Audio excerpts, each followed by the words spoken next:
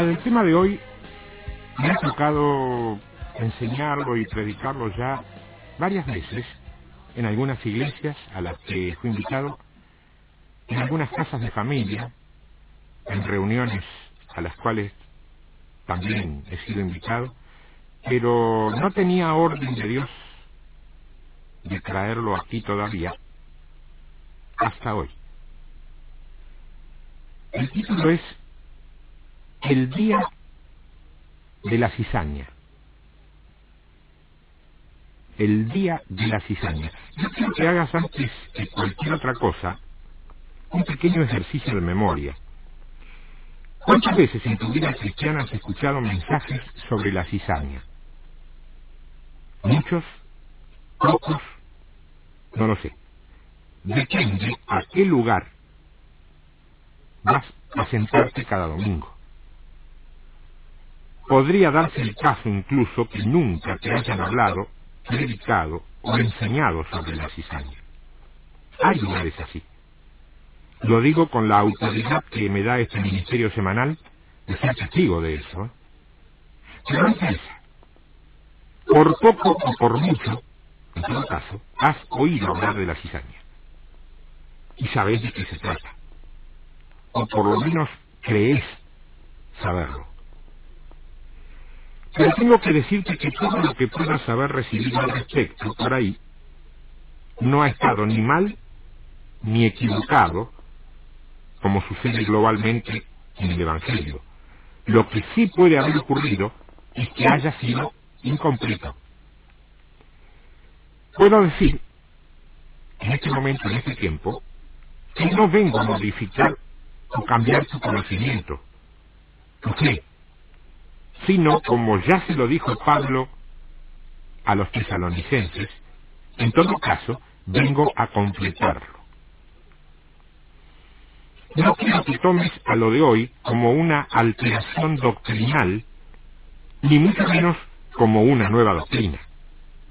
Quiero que lo tomes como lo que es, una enseñanza que, a partir de la revelación del Espíritu, va a darte otro panorama sobre lo que ya sabes, una perspectiva diferente, fruto de una óptica, de un ángulo también diferente.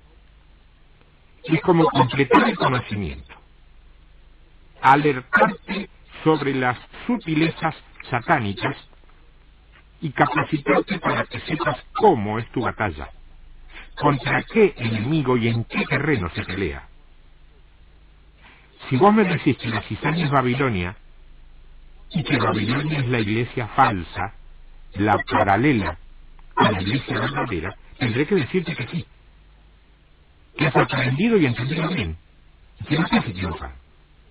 Pero si te pregunto puntualmente qué es la cizaña, seguramente vas a detenerte un momento a pensar, y es muy probable, que no lo puedas definir con claridad. Porque narrativamente hemos aprendido que a la cizaña la sembró el enemigo, que está destinada a ser quemada y que sólo cuando desaparezca el trigo resplandecerá. Pero si te pregunto si son hombres, organizaciones, brujas, líderes falsos o algo por el estilo, vos vas a decir que sí, que tal vez es un poco de cada cosa, y que es muy amplio su significado.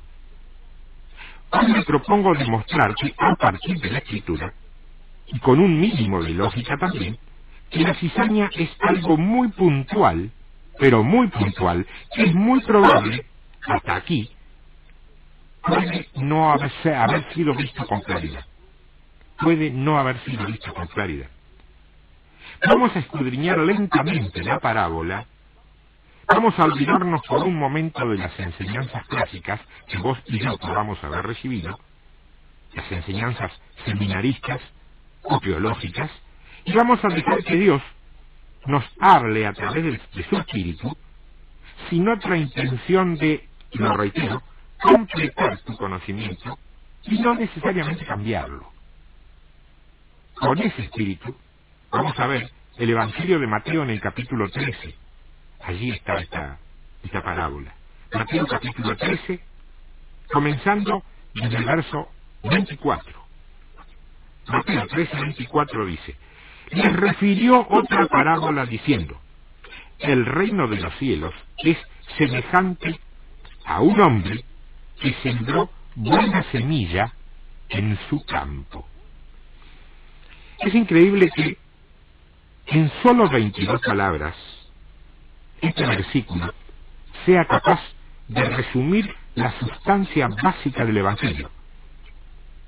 Si la Iglesia hoy leyera atentamente estas 22 palabras, no podría caer más en el error que ha venido cayendo, y mucho menos tolerarlo como ha venido tolerándolo. Dice que el reino de los cielos es semejante a un hombre.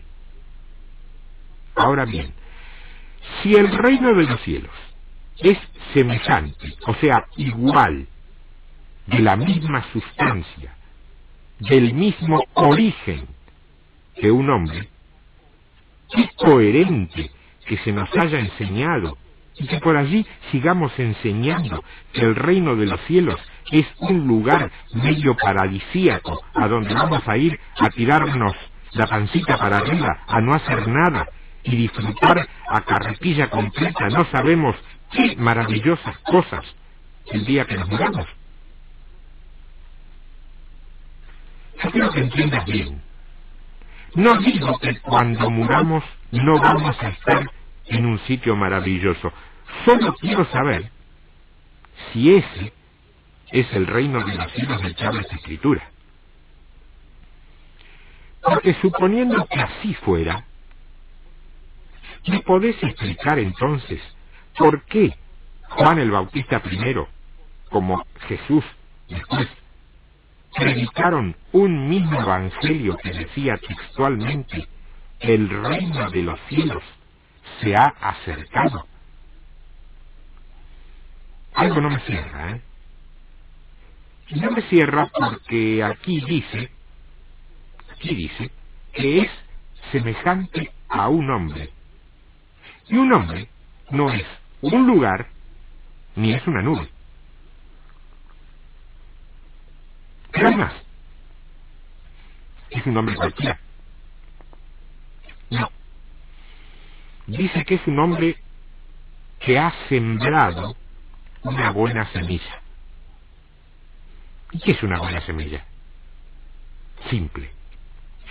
Una buena semilla es la materia prima que produce posteriormente un buen fruto. ¿Y de qué semilla va a hablar la palabra? De la semilla de trigo. Siempre habla de esa. ¿Y qué es el trigo? Un cereal del cual, por triturar, por molienda, se sacará la harina primero, que es materia prima con la cual se elaborará el pan y sus derivados, básicamente. Jesús dijo al respecto: yo soy el pan de vida, que es como decir: yo soy el único alimento que produce vida. Vida abundante en el espíritu, primero; vida eterna, después. Es decir, que lo que este hombre, que después se verá que este hombre es Cristo, lo que este hombre sembró es un buen alimento, sano y puro. En términos espirituales, te pregunto, ¿qué es el alimento? Anota esto, por favor, que es clave. La palabra. Ya lo sabía, sí, te lo anotaba igual. Es clave. Vos ya has aprendido que tu único alimento es la palabra. Supongo que lo tenés que haber aprendido. Bueno, podés, en tu templo o donde quieras que te congregues, podés alabar, podés orar, podés tener incluso grandes experiencias sobrenaturales en Cristo. Pero si querés estar alimentado, o alimentada, eso no bastará. Tendrás que comerte el libro. ¿Y a dónde dice que sembró ese buen alimento? ¿Dice que lo sembró en cualquier parte que se le ocurrió? No, hermano. No. Dice que lo sembró en el campo. No. No dice que lo sembró en el campo. Dice que lo sembró en su campo. Que no es lo mismo. Pero que más adelante dice que el campo es el mundo. ¿Cómo va a sembrar su alimento en el mundo? ¿Y a dónde si no? ¿En la iglesia me querés decir? Se supone que la iglesia se lo está comiendo, ¿no? Además, ¿a quién amó tanto Dios que dio a su Hijo unigénito por él? ¿Al mundo o a la iglesia? Al mundo. A ese mismo mundo al que nosotros, muy religiosos, más de una vez despreciamos, marginamos, discriminamos y, Biblia en mano, hasta agredimos. Sigue el verso 25. Pero mientras dormían los hombres,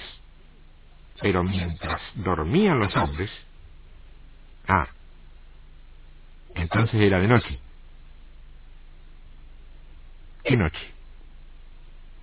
Yo me convertí a los 31. ¿Quieres que te diga una cosa? Estuve durmiendo como hasta los 45, más o menos. ¿No? Mientras dormían los hombres, vino su enemigo. ¿Quién es ese enemigo? ¿Lo conoces? Mientras dormían los hombres, vino su enemigo y sembró cizaña entre el trigo y se fue. Escucha bien, no busques a Satanás adentro de las iglesias. Aquí dice que sembró y se fue. Le alcanza con la cizaña para hacernos el gran lío. Primero, la cizaña no es, como muchos todavía suponen, una especie de yuyo, una porquería visible que todo el mundo se da cuenta que no sirve para nada. La cizaña, tengo que decir que era una semilla que a simple vista, era igualita que el trigo, pero no era trigo. Babilonia. Ahora bien, si hemos visto que el trigo era el alimento que Dios le da a sus hijos, su bendita palabra que nos hace crecer, nos nutre y nos alimenta espiritualmente, ¿qué se supone que debería ser la cizaña? Exactamente. El Espíritu te lo mostró en este momento y es así. Una cosa que parece alimento, pero que no lo es. Una palabra, hermano, que suena tan potente y tan linda como la verdadera, pero que en lugar de alimentarte y hacerte crecer, te intoxica. Porque, te cuento, la cizaña, la original, la literal, era una semilla que, siendo similar a la del trigo, se podía confundir perfectamente, en realidad era venenosa. No era para alimento como el trigo, se descartaba porque era venenosa. Ahora escucha bien, ¿vos sabés cómo actúa en el organismo humano cualquier clase de veneno? Que actúa así por ingestión. Podés preguntarle esto a cualquier médico o bioquímico, ¿eh? Primero te descompone con tremendos dolores. Después comienza a producirte un letargo, un estado como de estupor, un adormecimiento progresivo que inexorablemente va a terminar con la muerte. ¿No has sentido dolor últimamente al oír predicar desde algún púlpito una palabra que, aunque suene muy moderna, muy de onda, de muy buena intención, tu espíritu te dice que no viene de Dios? ¿Y qué hiciste? Lógico, nada. ¿Qué van a decir si te negas a comer el alimento que te dan, argumentando que discernís que es cizaña, cuando todos los demás alaban y celebran coincidiendo que es trigo? ¿Qué ocurriría, me pregunto, si te animaras y fueras valiente? En el mejor de los casos, te harían saber, eso sí, con una bondadosa sonrisa, con la mayor suavidad y con el infaltable tratamiento de amado hermano, eso sí, que la gente, no una persona, no un líder, la gente, no está precisamente gozosa de tener comunión contigo. Que tendrías que ir. ¿Te irías? ¿Y te irías? ¿Y cómo harías de pronto para que lo entienda tu mujer, que por ahí tiene un cargo importante en la comisión de damas, o tu marido, que es diácono y está feliz, y que cuando termina cada culto la gente esa lo busque para saludarlo porque es alguien muy influyente? O tu hijo, que toca la guitarrita en la banda de alabanza. Si se dan estas condiciones, lo más probable es que te aguantes el dolor y te quedes a ver qué pasa. A ver si algún día, como por arte de magia, cambian las cosas. Sabes ya, porque el espíritu te lo está diciendo, que estás comiendo cizaña en lugar de trigo.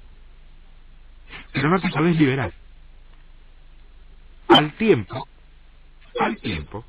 sin darte cuenta, vas a empezar a caer en una especie de sopor espiritual, una somnolencia pesada, esas parecidas cuando tenés un ataque de hígado.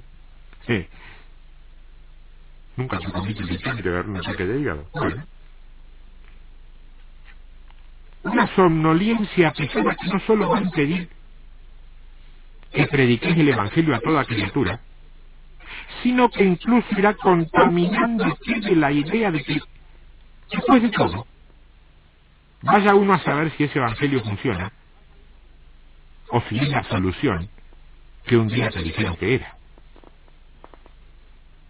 Y un buen día, mi querida hermana, mi querido hermano, y esto no es declaración para que no lo declaro para que no se cumpla, pero un buen día podrás estar espiritualmente muerto, yendo a un templo todos los días de reunión, saludando a tantos queridos hermanos, sosteniendo con tu ofrenda una obra que no tiene propósito y desechando total y absolutamente convencido que, después de todo, hay mucho que hacer en el mundo, pero que la iglesia en definitiva aparentemente no es más que eso: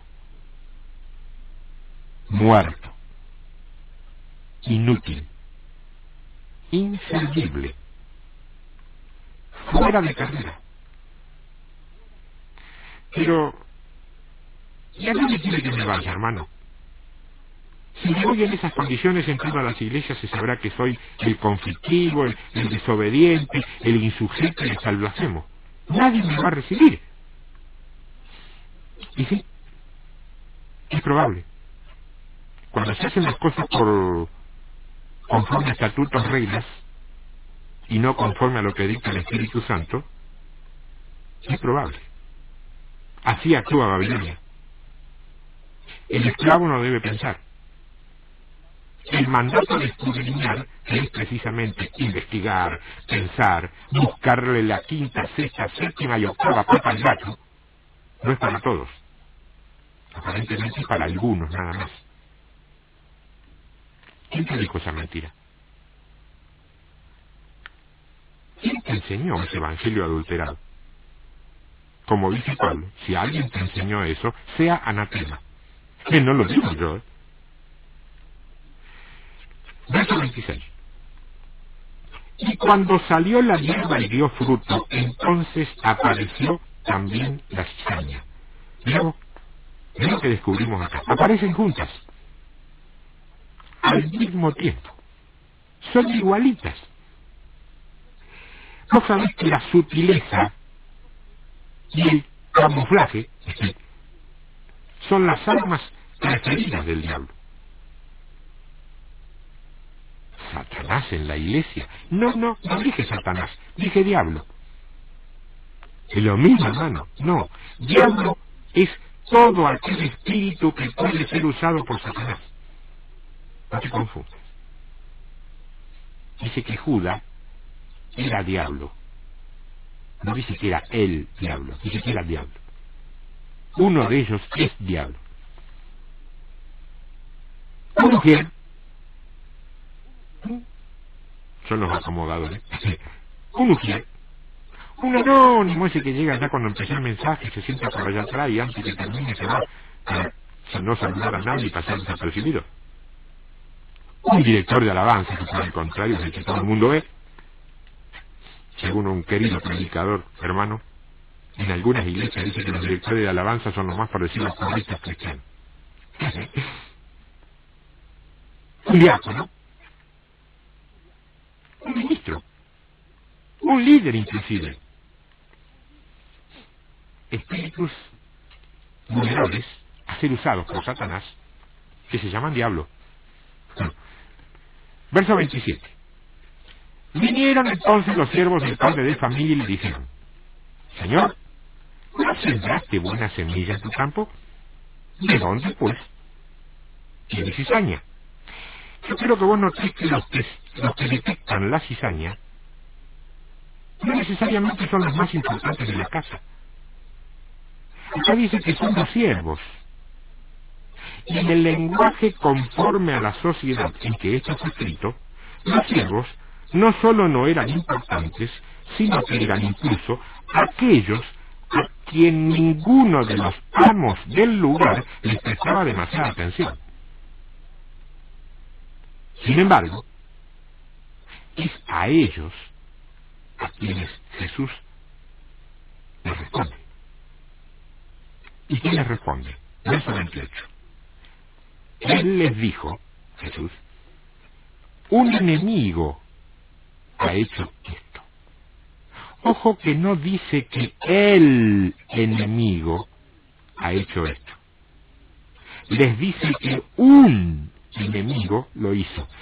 Si te pregunto yo quién o cuál es el enemigo, vos seguramente vas a recordar todas las enseñanzas seminaristas y me vas a decir Satanás, por supuesto. Y es cierto, pero en parte. Porque él está indudablemente detrás de todo eso. Pero está usando a gente que, en apariencia, hasta allí, era confiable. Por eso te pudieron engañar. Pero adentro de la iglesia del Señor, hermano. Sí, querido, adentro de la iglesia del Señor. No se lo creo, no puede ser. No puede ser. ¿Y qué serán entonces, si no puede ser como vos me decís? Los falsos hermanos, de los que habla Pablo, los lobos rapaces vestidos de ovejas, los ministros de Satanás que actúan como ángeles de luz, o aquellos que estaban con nosotros, pero no eran de nosotros. ¿Para qué habría sido escrito esto si luego no sucedería nunca? ¿Por qué se hace tanta diferenciación entre el profeta y el falso profeta, entre el maestro y el falso maestro, y entre el pastor y el asalariado? Uno de los peores problemas que hemos tenido como iglesia hasta los días actuales es el concepto corporativo para mostrarnos, no concepto corporativo para movernos, porque para movernos sí tenemos que movernos como un cuerpo, pero para difundirnos no podemos decirle al mundo: todos los de esta iglesia somos buenos, porque va a venir alguien a decir: no, escúchame, yo no te conozco a vos, vos eres bueno, pero no me digas que todos los que están ahí son buenos, porque yo conozco a fulano de tal y a mí me estafó. ¿Qué vas a hacer? Vas a creer que está endemoniado que te lo dice. No te olvides nunca que Satanás, para toda cosa que hace, arranca generalmente a partir de una verdad. Después es cierto que la da vuelta, la tergiversa, y como vos viste que lo primero es la verdad, terminás creyendo que es la mentira que viene atrás. Pero arranca generalmente de una verdad. Y los ciegos le dijeron: ¿quieres pues que vayamos y la arranquemos? A la cizaña, naturalmente. ¿Qué contestaría el Señor? ¿Qué contestaría vos en lugar del Señor? ¿Qué, muchachos? Vayan y hagan pomada todo lo que parezca que no es palabra. En una patada de ahí. Métale con un banco por la cabeza o tírele con el púlpito, tal después. Perdón, que le di al pastor por predicar sin púlpito, hacemos uno nuevo. De paso cambiamos eso que tiene como 90 años. No. Él les dijo, verso 29, no sea que al arrancar la cizaña, arranquéis también con ella el trigo. ¿Te das cuenta? ¿Qué les dijo? Le dijo: no, muchachos, no. Ya sé que el Espíritu les está diciendo que ese alimento no es mío, que está adulterado, que está envenenado. Pero eso es tremendamente sutil. Y que aquí no hay revelación en el enemigo, sí hay letra. Y para separar una cosa de la otra, no basta el discernimiento. Es necesario también el conocimiento, que no es educación teológica cristiana sistemática, es intimidad conmigo. Y a eso yo no se lo he dado a todos los que se dicen cristianos. Se lo he dado a los obedientes, a los que me buscan, precisamente en la intimidad, y a los que escudriñan mi palabra. Ellos son mis mensajeros. Toma nota de esta palabra. Los que obedecen, los que buscan al Señor en la intimidad, los que escudriñan la palabra, ellos, dice el Señor, son sus mensajeros. Esto los supera a ustedes, muchachos. ¿Qué habría que hacer? ¿Qué habría que hacer con la cizaña? Ya sé. Hermano, hay que dejar que los ángeles, sí. Pero no es tan así, ¿eh? Por culpa de haber tomado de una manera simplista el Evangelio, hay mucha gente sentada esperando que Dios haga todo. ¿Nunca leíste que Dios es espíritu? ¿Nunca leíste que un espíritu para poder hacer algo tiene que encarnar en un cuerpo? ¿Cuál es el cuerpo del Espíritu Santo, del Cristo, del Padre? ¿Cuál es el cuerpo en la tierra? La iglesia, ¿sí? Entonces, ¿cuál es la mano ejecutiva y lo que la cabeza ordena? La iglesia. Pero es que yo si la orden viene del cielo. Los estamentos intermedios, si son de Dios, gloria a Dios, aleluya. Y si no son de Dios, los vamos a tener que dejar a un costado. Sí, ya sé, se te paran todos los pelos de punta. Verso 30. Estamos viendo Mateo 13. Dejad crecer juntamente lo uno y lo otro hasta la siega. Ah, sí, Señor, eso ya lo aprendimos. Hasta el día final que viene. No. Nadie habló del día final. Yo estoy hablando del tiempo de la siega. Y al tiempo de la siega yo diré a los segadores, recoged primero la cizaña. Recoger primero la cizaña. Segadores, mensajeros míos, hombres o mujeres a los que le he concedido la gracia de andar en mi palabra, empiecen ahora a descubrir, a desenmascarar el falso alimento, el falso trigo y a lo que en definitiva es la cizaña.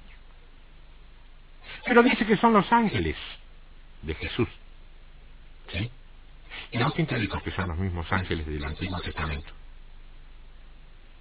Pero ¿y qué otra cosa? ¿Qué significa ángel? Mensajero. Ya sé que hay mucha patas arriba en la teología, pero Dios no es teología. Dios no es la Biblia, es más. Dios no es tu iglesia o la mía, es más. Dios es Dios. Un día me dijeron, hermano, Dios no es católico, es apostólico romano. Es verdad, se puede decir amén. Hoy yo te digo, tampoco es evangélico. Dios sigue siendo Dios. ¿No te gusta esa? Sos demasiado religioso si no te gusta eso. Lo lamento, te lo tengo que decir. Vos sabés que si lo digo en amor, una de las características de este ministerio es cachetear dormidos antes de tener que resucitar muertos. Bueno, ¿qué tenemos que hacer, Señor? Dice, recoger primero la cizaña y atarla en manojo para quemarla. La única manera de atar, de maniatar una palabra humanista, científica, filosófica, intelectual, inteligente y si no querés hasta esotérica, es con la revelación fresca de hoy, de la palabra verdadera, de la que viene y emana de la unción del santo. Porque ésta resistirá como resistió Daniel cualquier fuego de prueba, pero la falsa no. La falsa arderá porque es simple hojarasca con disfraz religioso. Pero, termina la palabra, el verso 30, recoged el trigo en mi granero. Pero recoged el trigo en mi granero. Ahora, escucha con atención porque aquí está en juego tu futuro terrenal y por ahí hasta tu futuro de vida eterna. ¿Sabes cuál es la palabra clave para esta estancia de tu vida? Granero. ¿Y por qué granero? Porque la palabra usada para granero es alfolí. ¿Te suena? Y dice que el alimento bueno, el trigo, el que ha sembrado Jesucristo, es el que hay que guardar en el alfolí, en el granero. ¿Y para qué? Para recurrir a él en tiempo de hambre. ¿Cuántos saben que en el campo siempre va a sobrevivir más tiempo el chacarero que tiene su granero lleno de cereal que aquel que lo tiene vacío? Ya sé, ahora los graneros, los alfolíes son reemplazados por silos. Sí, pero no estoy hablando de lo literal, estoy hablando de lo espiritual que está encerrado acá. ¿Cuántos saben que en la ciudad siempre va a sobrevivir más tiempo la familia que tenga su heladera, su freezer o sus alacenas repletas de mercadería, que aquel que las tiene vacías o, peor, llenas de mercaderías sin vitaminas? ¿Se entiende entonces que lo que dice Jesús aquí es que hay que reservar el alimento para el tiempo de la necesidad? Ahora bien, ¿qué sucede cuando en ese granero, en ese alfolí, en lugar de trigo, de buen alimento, de palabra fresca y revelada, ungida por el Espíritu Santo, lo que se está guardando es cizaña, alimento venenoso, palabra humanista, filosófica, psicológica, intelectual y teológica? Primero, se está desobedeciendo algo que ordenó el Señor. Eso es clarito. Segundo, a la hora del hambre, el pueblo que coma de ese alimento, primero, no se va a saciar. Segundo, se va a enfermar. Y tercero, va a padecer grandes dolores. Se va a ir adormeciendo, insensibilizando, entrando en un estado de sopor y estupor y finalmente dejará de existir en el ámbito del espíritu. Bueno, yo creo que no estoy descubriendo ninguna tremenda revelación si te digo que eso es exactamente lo que está sucediendo hoy en muchos lugares. Ah, y la última con respecto a esto. Ya te lo dije alguna vez, pero no puedo dejar de mostrártelo una vez más. La guerra es contra Babilonia. Y Babilonia va a caer. ¿Estás llevando todos tus diezmos al alfolí, como dice Malaquías? Primera pregunta. ¿Y hay alimento en la casa, como señala la continuación del versículo, o hay cizaña en ese alfolí? Porque si hay alimento, trigo, tus diezmos están sustentando la iglesia del Dios Todopoderoso. Pero si hay cizaña, tus diezmos mantienen a Babilonia, el enemigo que la sembró, ¿entendés? Pero hermano, a mí me enseñaron que mis diezmos y ofrendas debo llevarlo a la iglesia donde me congrego. Está bien que te enseñaron eso. Y es así porque se da por sentado que es en ese lugar donde vos recibís tu alimento. Y gloria a Dios es así. Gloria a Dios y aleluya por los lugares donde es así. Pero si no fuera así, y seguís simplemente por rutina, lo que estás haciendo es mantener viva a una Babilonia que te tiene. 2 puntos. Esclavizado, adormecido y, lo que es más grave, a veces hasta amenazado.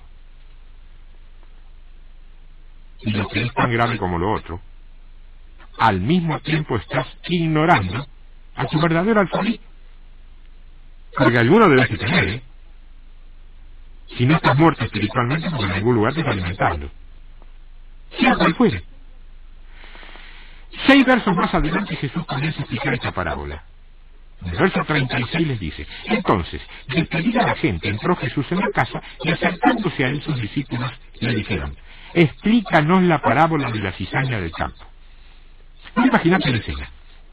Mientras Jesús estuvo afuera, hablándole en parábolas a la gente, aclarando que lo hacía para que entendieran el mensaje solamente aquellos que tuvieran oídos espirituales abiertos para oír. Mientras él hablaba, antes de cabe duda que los discípulos asentían con sus cabezas cada palabra, cada definición, poniendo cara de, ¿viste cuando uno pone cara de entiendo todo y estoy de acuerdo? Ah, sí. O sea, lo mismo que nosotros hacemos, una mente a los 30 segundos. ¿Sí? Es, digamos, la plenitud máxima de cualquier predicador, lograr una mente cada 30 segundos. Ahora, claro, ni bien terminó la conferencia, se fue el público, y el predicador se fue a tomar un té con un grupo de colaboradores, y estos mismos discípulos no tienen ningún pudor de preguntarle: bárbaro Jesús, buenísimo el mensaje. Y la cara que ponía la gente, nos miraban a nosotros, no lo podían creer. Ahora, vos nos podés decir qué es lo que quisiste decir. Te seguro que a mí me causa gracia, si no fuera que se está repitiendo a menudo eso. La verdad, yo no sé la cara que habrá puesto Jesús. La Biblia no lo dice. Pero sí sé la que yo, pura carnalidad al lado de él, hubiera puesto en ese momento. Verso 37. Respondiendo él les dijo: el que siembra la buena semilla es el Hijo del Hombre. El campo es el mundo. ¿A qué sale el mundo? A llevar la palabra. Inviten a gente a la iglesia para... No, vos no invite a nadie a tu iglesia. Vos tenés que salir afuera. Tenés que ir a buscar el mundo donde está. No pretender que el mundo te venga a visitar. El mundo va a venir a la iglesia cuando vea manifestado el poder, la presencia, el carácter y el amor de Cristo ahí. Si no, no va a venir.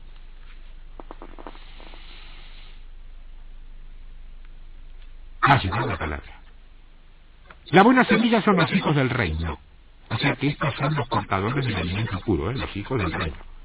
Y las cizañas son los hijos del malo.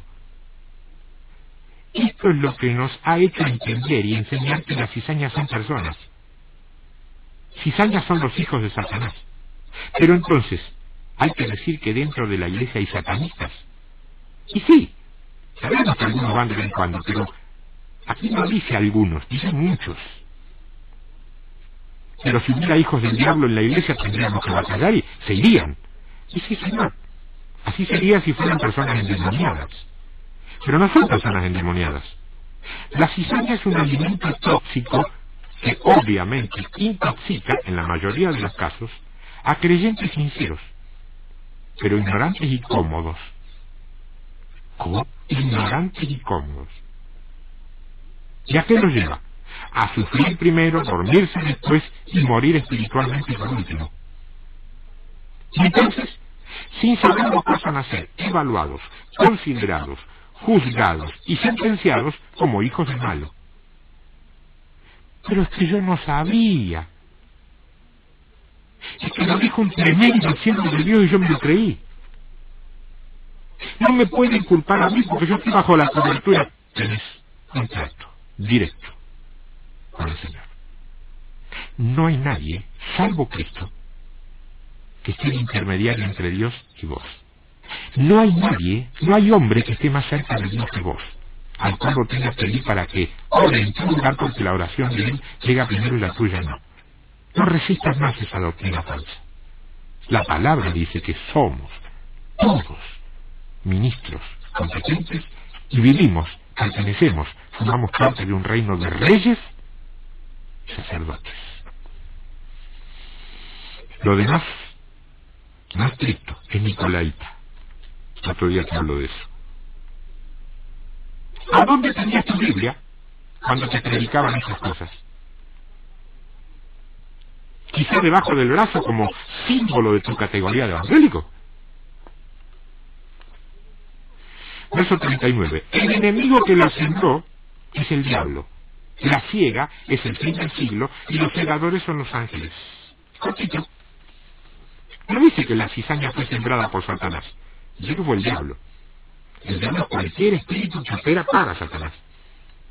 A sabiendas con ignorancia, ¿eh? Dice la Biblia que Judas Iscariote era el diablo. Un médico cristiano predicando un evangelio científico o humanista puede sembrar falso alimento y ser diablo. ¿El doctor? Sí, el doctor, diablo, el doctor diablo. Dice que la ciega, o sea, el trabajo de sacar esa cizaña, será en el fin del siglo. Bueno, siglo, te tengo que decir aquí, no es un periodo de 100 años como luego se utilizará, nosotros la utilizaremos, a esta palabra. Siglo, bíblicamente, es cosmos con K. Algo que implica universo, sistema, sistema. Entonces, ¿el fin de qué sistema? Es cualquiera. Hay muchos, ¿eh? Hay que hablar y Dios te va a revelar de qué sistema se trata. ¿Cuál es el sistema que va a llegar a su fin? Para mí, mientras tanto, es el sistema eclesiástico babilónico, no veo otro. Pero el sistema del mundo no joroba el ámbito espiritual, ¿eh? En todo caso me perturba un poco. El que joroba el ámbito espiritual es el sistema religioso nuestro, al que nosotros estamos expuestos. Israel jamás perdió una batalla de afuera para adentro, siempre la perdió de adentro para afuera. La historia sigue. Ahora, dice que los encargados de cegar la cizaña son los ángeles. ¿No sabés quiénes son los ángeles? Saliendo de eso, ¿te encaja bien esto? Sí, te lo dije recién. Porque si la cizaña es el alimento tóxico, la palabra falsa, ¿cómo será que los ángeles van a destruirla? Verso 40. Imagínate cómo se arranca la cizaña y se quema en el fuego. Así será en el fin de este siglo. Por causa de este verso, muchos cristianos andaban convencidos que el mundo se terminaba en el año 2000, ¿verdad?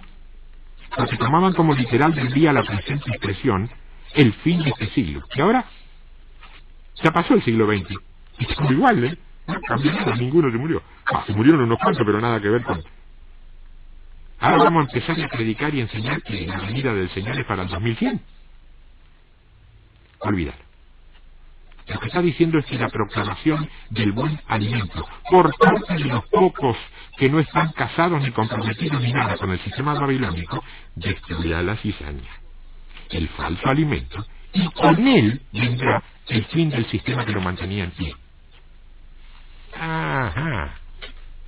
Pero no puede ser, hermano. Usted me dice que el falso alimento, la falsa palabra, la cizaña, será cortada con la proclamación del buen alimento, de la palabra ungida, del trigo. Y eso me dice que habrá hombres utilizados para anunciar esa palabra verdadera. ¿A dónde colocamos entonces la palabra que dice que los segadores de la cizaña serán los ángeles? ¿Es que los ángeles van a predicar la buena semilla? Más o menos. Ni tanto ni tampoco. Mira. Verso 41. Enviará el Hijo del Hombre a sus ángeles, y recogerán de su reino a todos los que sirven de tropiezo y a los que hacen iniquidad, y los echarán en el horno de fuego. Allí será el lloro y el crujir de dientes. Primero vamos a develar, y quizá revelar también, la duda o incógnita con qué cosa harán los hombres enviados por Cristo con el alimento nuevo, y qué cosa harán los ángeles, tal cual se nos ha enseñado. La palabra ángel en hebreo es la palabra malak, y en griego es la palabra ángelos. En los dos casos el significado es el mismo, mensajero. Siempre hemos dado por sentado que al decir ángel, la Biblia siempre se refiere a los serafines y querubines de Dios. Sin embargo, no es tan así, ¿eh? Hay textos donde malak o ángelos hablan de personas, de seres humanos usados por Dios como la palabra que los define, mensajero. Y leo rápidamente cuáles son algunos de esos textos. Job 1:14. Y vino un mensajero, malak, a Job, y le dijo, estaban los bueyes y las asnas haciendo cerca de ellos. Mensajero aquí en el original es la misma palabra utilizada para ángel. Primer libro de Reyes 19, verso 2. Entonces envió Jezabel a Elías un mensajero, también ángel en el original. Ageo capítulo 1 verso 13. Entonces Ageo enviado de Jehová, en el original enviado es la palabra que se traduce como ángel. Lucas capítulo 7 verso 24. Cuando se fueron los mensajeros de Juan, mensajeros aquí también es ángeles, además que acá es ángelos en griego. Lucas capítulo 9 verso 51. A esto que no quiero leer completo porque tiene que ver directamente con lo que estamos viendo, Cuando se cumplió el tiempo en que él, estaba hablando de Jesús, había de ser recibido arriba, afirmó su rostro para ir a Jerusalén y envió mensajeros, dice ángeles en el original, delante de él, los cuales fueron y entraron en una aldea de los samaritanos para hacer los preparativos. Esto termina de mostrarte algo no siempre visto. No todas las veces que la Biblia dice ángel, habla de los seres creados que vos y yo conocemos, que vuelan y que se dividen en querubines y serafines, sin menester. Hay casos en que se refiere a personas en su carácter de mensajeros. Acordate que cuando Jesús fue llevado al desierto para ser tentado por Satanás, en un momento dado se habló de la protección divina que él tenía por parte de los ángeles de Dios, es decir, los sobrenaturales, los creados. Pero este verso no habla de los ángeles de Dios, sino de los ángeles de Jesucristo. ¿Sus mensajeros quizá?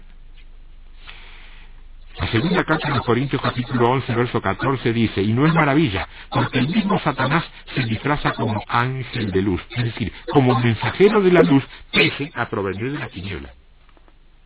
Gálatas capítulo 1 verso 8, mas si aún nosotros, o un ángel del cielo, un mensajero del cielo, anunciar otro evangelio diferente al que os hemos anunciado, sea anatema. Hebreos capítulo 2 verso 2, porque si la palabra dicha por medio de los ángeles fue firme, en alguna época predicaron los ángeles sobrenaturales la palabra de Dios o fueron hombres determinados como mensajeros. Capítulo 21 del libro de Apocalipsis verso 12, tenía un muro grande y alto con 12 puertas y en las puertas 12 ángeles y nombres inscritos que son los de las 12 tribus de los hijos de Israel. 12 mensajeros son las 12 tribus. Y finalmente Apocalipsis capítulo 22 verso 16, yo, Jesús, he enviado mi ángel, mi mensajero, para dar testimonio de estas cosas en las iglesias. Yo soy la raíz y el linaje de David, la estrella resplandeciente de la mañana. Hasta aquí, te lo repito, no es cambio, modificación o alteración de la sana doctrina. Solo es una especie de completamiento, o si vos querés un término más material, un redondeo. no para arriba como hacen los comerciantes. Si la cizaña no es una persona, como habíamos aprendido, sino una palabra falsa, tóxica, producto de personeros de Satanás, no necesariamente él en persona, obviamente, y no necesariamente de gente endemoniada, es suficiente con que sea influida, a veces dentro de su propia soberbia espiritual, que es la peor de todas las soberbias. El fin del sistema babilónico en cuanto del cual estamos batallando en este tiempo determinará la siega y la quema de la cizaña. ¿A partir de qué? A partir de la tarea de los ángeles de Jesucristo, que no serán otra cosa que mensajeros del buen alimento, portadores del trigo, gente que traerá, y ya está trayendo, una palabra rema, fresca, que sacuda nuestras fibras íntimas, que nos atrape, que nos potencie, que nos incentive y que nos motive. Muy diferente, pero muy diferente a ese discurso teológico muy hermenéutico, pero remanido, trillado, repetido, humano, aburrido, adormecedor y tóxico al que tanto nos hemos acostumbrado hasta el límite de sospechar de que viene con algo diferente. Es muy probable que cuando estemos frente a uno de estos mensajeros que están empezando a cegar la cizaña, intentemos hacer lo mismo que intentó el mismísimo Juan en Patmos. ¿Te acuerdas? Adorarlo. Adorar al mensajero. Pero si este es verdaderamente el enviado de Jesucristo, jamás, escúchame lo que te digo, jamás, atendeme lo que te digo, jamás permitirá esa adoración a su persona, sino que la derivará inmediatamente al Padre Celestial, único dueño de toda la honra y de toda la gloria. Si llegara a aceptar esa adoración, es como cuando la maquinita te hace el sonido, que taca, viste, cuando te equivocaste, te suena, alarma, alarma. Mateo capítulo 13, verso 43.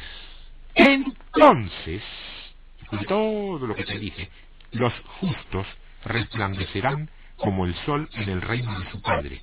El que tiene oídos para oír, oiga. Pero entonces, hermano, ¿no quiere decir que no va a haber arrebatamiento? Digo, porque según esto lo que se va acá es la entidad, la cizaña, no la iglesia como habíamos creído. No, un momentito. ¿Cómo se te ocurre que no va a haber arrebatamiento si la Biblia dice que va a haber arrebatamiento? Pero entonces, ¿cuándo va a ser ese arrebatamiento? Cuando fue siempre, no cuando lo inventamos nosotros. Siempre estuvo escrito allí. En tu Biblia, esa que tenés vos, no en la versión que manejan en Zimbabue. Sí, la que tenés vos. Y la mía también. Porque aquí hemos leído que cuando sea cegada, eliminada y quemada la cizaña, recién entonces los justos que hayan quedado van a poder resplandecer, porque antes la cizaña lo tapaba. Primera carta de Pablo a los Tesalonicenses, capítulo 4, verso 16. Porque el Señor mismo con voz de mando, o sea de autoridad, con voz de arcángel, de jefe de mensajeros, y con trompeta de Dios, que este mensaje divino, descenderá del cielo, y los muertos en Cristo resucitarán primero. Luego nosotros, cuando Pablo dice nosotros, no se refiere ni a él ni a sus colaboradores, se refiere a nosotros los justos, los verdaderos, porque vos estás en esa categoría, supongo.